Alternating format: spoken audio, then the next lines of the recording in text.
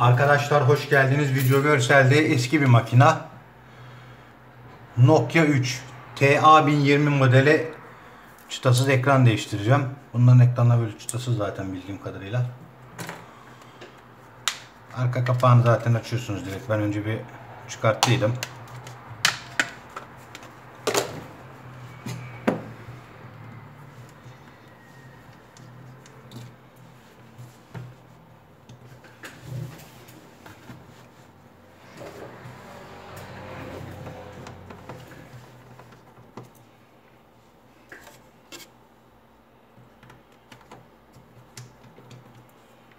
Ekran değişimi zor bir model değil.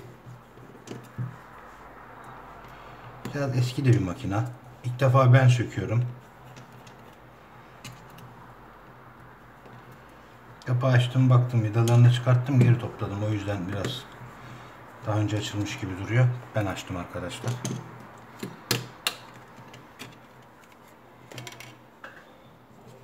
Ekranın testini de yaptım. Ekran da sağlam. O konuda da sıkıntımız yok. Her çalışmada dediğim gibi arkadaşlar, önce bataryamızı boşa alalım. Neden? Test yaparken örnek veriyorum. Bataryayı takılıdır. Ekranı bir yan takarım. Orada voltaj olan hat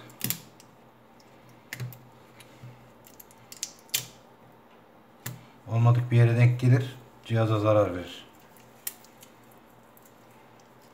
Eski cihaz ya arkadaşlar. Şey gibi geldi hepsi.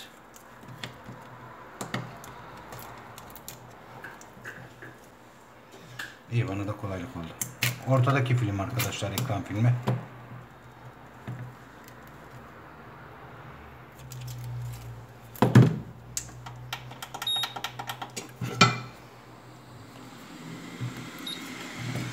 Bu ekran da akşam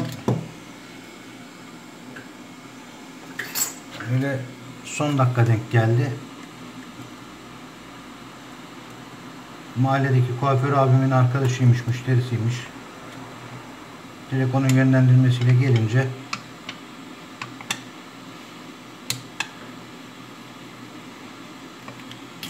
dedim abi takar toplarım, oyalanalım. Ben de böyle işler geldi mi zaten YouTube'a malzeme çıktığı için sırf YouTube'a video çekmek için bile hani marka model seçmiyorum arkadaşlar. Sonuçta ne kadar video olursa o kadar iyi. Benim bakış açım bu. Sıcak hava tabancam şu an 145 derecede.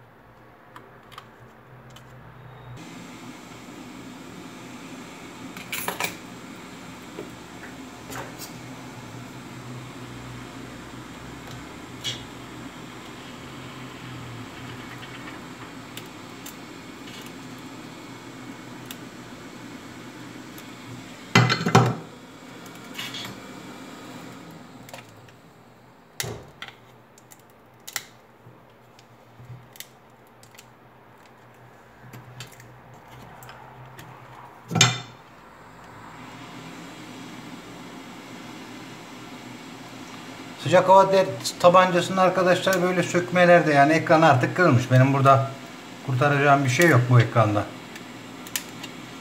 Hani 115 dereceler, 120 dereceler, 130 dereceler idealdir.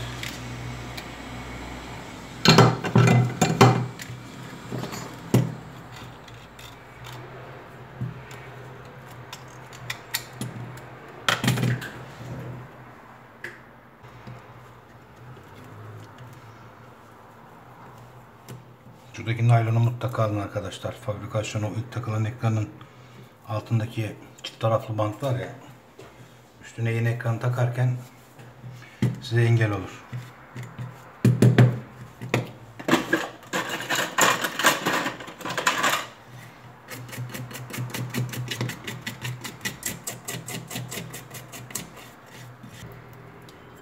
Şu lokasyondan arkadaşlar yapıştıracağım. Şuraya çift taraflı bant kullanacağım zaten. Bu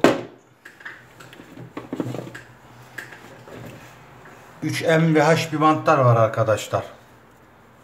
Bunların iyi kalitelileri çok sağlam tutuyor.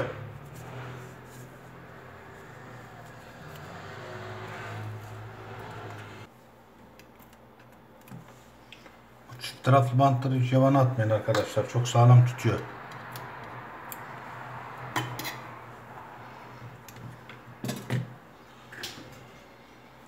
Yani şu ekranı ben şimdi şurasına silikon sıksam kuruduğu zaman ekranı kırar. O yüzden oraları silikonlamanın bir esprisi yok.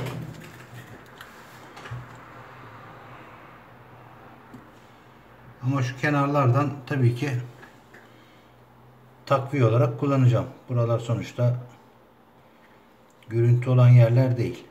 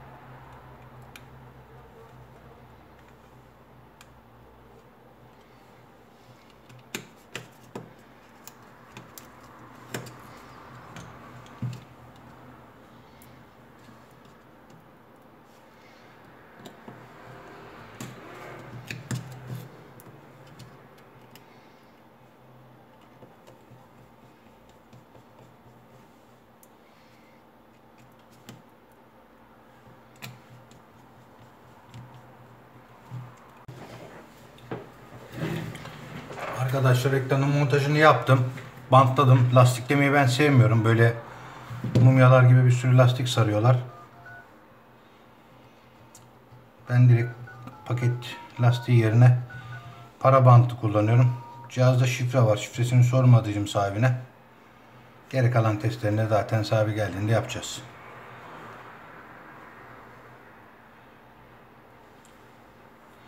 YouTube için arkadaşlar kenarda bulunsun şeklinde bir video. En azından nasıl söküldüğüyle alakalı da olsa izleyen kardeşlerime faydası olacaktır. Görüşmek üzere bir sonraki videoda.